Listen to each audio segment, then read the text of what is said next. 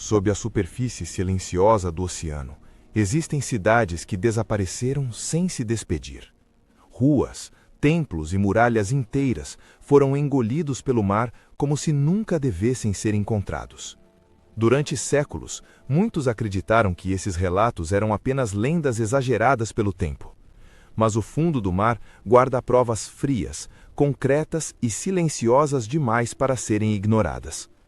O mais perturbador não é que essas cidades existiram, mas que elas desapareceram por completo. E quando uma cidade some inteira, ela leva consigo a memória de um mundo. Tudo começa com uma pergunta simples e devastadora: quanto da história humana está debaixo d'água? Hoje sabemos que o mar nem sempre esteve onde está agora. No fim da última era glacial, o planeta começou a mudar de forma. Gelo derretido por milhares de anos elevou os oceanos e redesenhou continentes inteiros. Lugares que antes eram habitáveis se tornaram margens, depois ilhas, depois ruínas submersas. Não foi um único desastre, mas uma transformação lenta o bastante para ser ignorada. É justamente isso que torna o mistério mais assustador. O desaparecimento pode ter parecido normal. Uma cidade não precisa explodir para morrer. Às vezes basta o mar avançar alguns passos. Em várias partes do mundo, os arqueólogos começaram a encontrar esse mesmo padrão inquietante. Pedras alinhadas demais para serem naturais. Ruas organizadas demais para serem acaso. Foi assim que antigas suspeitas ganharam peso material pela primeira vez. Entre esses lugares, um dos mais impressionantes fica nas águas da Grécia. Pavlopetri repousa no fundo do mar como uma cidade interrompida no meio da vida. Ali, o desenho urbano ainda é visível, como se os moradores tivessem saído ontem. Casas, pátios e caminhos permanecem no lugar exato onde a rotina um dia aconteceu. Não é apenas ruína, é um mapa preservado de comportamento humano antigo. E isso muda tudo, porque uma cidade assim não afunda por acidente banal. Ela exige tempo, evento extremo ou uma combinação lenta de ambos. Mais ao sul, outro caso parece saído de uma lenda que ninguém queria levar a sério. Heracleion, no Egito, foi durante muito tempo tratada como memória exagerada. Então, o mar devolveu estátuas gigantes, templos e objetos enterrados por séculos.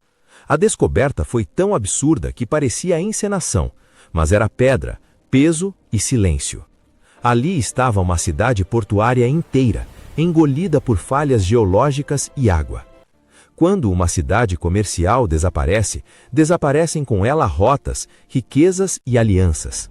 O mar não afundou apenas edifícios, ele afundou conexões entre povos inteiros. Em seguida, surge um caso ainda mais controverso, onde ciência e imaginação quase colidem. Perto do Japão, a formação de Yonaguni divide opiniões até hoje. Para alguns é obra natural, para outros, vestígio de uma arquitetura perdida. E talvez esse seja o ponto mais desconfortável de todos. Nem sempre o mistério está na resposta, mas na fronteira onde as respostas falham. Quando as evidências são incompletas, a imaginação ocupa o vazio com força brutal. E é assim que nascem as histórias de continentes perdidos e civilizações apagadas. Mas algumas cidades submersas não dependem de mito algum para impressionar. Na costa da Índia, relatos antigos pareciam impossíveis até que estruturas apareceram sob a água. Quando textos muito antigos descrevem uma cidade engolida pelo mar, tendemos a duvidar. O problema é que, às vezes, a arqueologia encontra algo perturbadoramente próximo da lenda.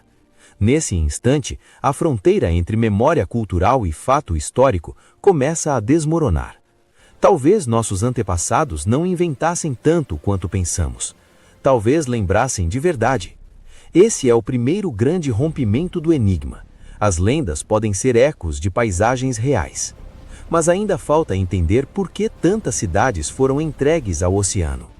Em alguns casos, terremotos rebaixaram o solo até que a água ocupasse tudo. Em outros, tsunamis arrastaram estruturas, pessoas e memória numa única noite. E em muitos lugares, o próprio nível do mar venceu pela insistência. A ameaça lenta tem algo de cruel, porque não parece ameaça até ser tarde demais. Cidades submersas são monumentos àquilo que os humanos viram chegando e talvez não puderam deter. Há também outro detalhe fascinante. A água destrói, mas às vezes também preserva. Objetos que em terra virariam pó podem sobreviver no fundo do mar por séculos. Isso significa que o oceano não é só túmulo, ele também funciona como arquivo. Um arquivo fragmentado, sim, mas capaz de devolver capítulos inteiros de nossa origem. Cada rua encontrada corrige uma teoria, cada parede muda um mapa. De repente, o passado deixa de ser abstrato e ganha endereço, chão e profundidade. E então surge a pergunta mais incômoda de todas. Se tantas cidades já foram perdidas, quantas outras ainda nem sequer suspeitamos? Talvez existam bairros inteiros enterrados sobre areia marinha, intactos e invisíveis. Talvez portos completos estejam descansando onde hoje só vemos horizonte vazio. Essa possibilidade muda a escala do enigma e amplia nossa ignorância. Porque a história foi escrita em terra firme, mas a pré-história pode estar debaixo das ondas. E se for assim, talvez conheçamos apenas a parte seca da nossa própria narrativa. Esse é o primeiro grande rompimento do vídeo.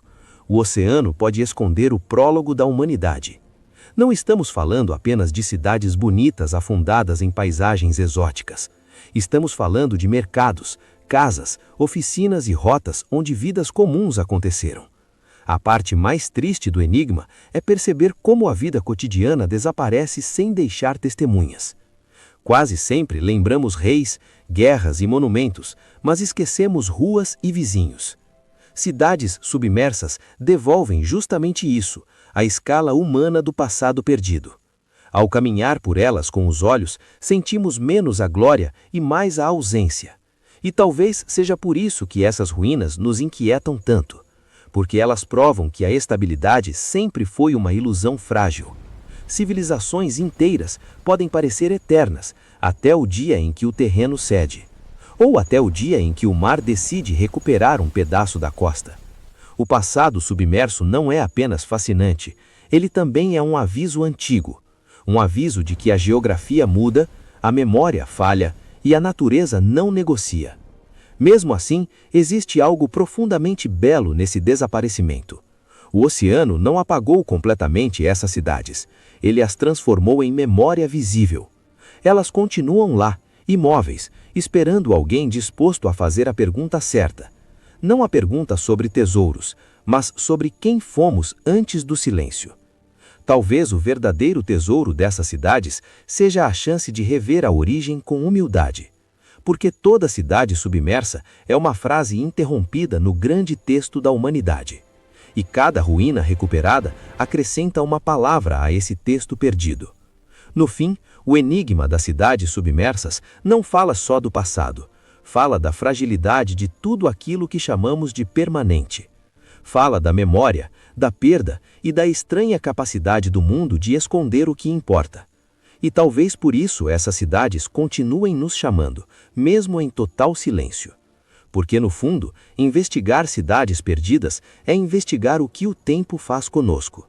E o oceano, com toda a sua calma, continua guardando respostas que ainda não merecemos.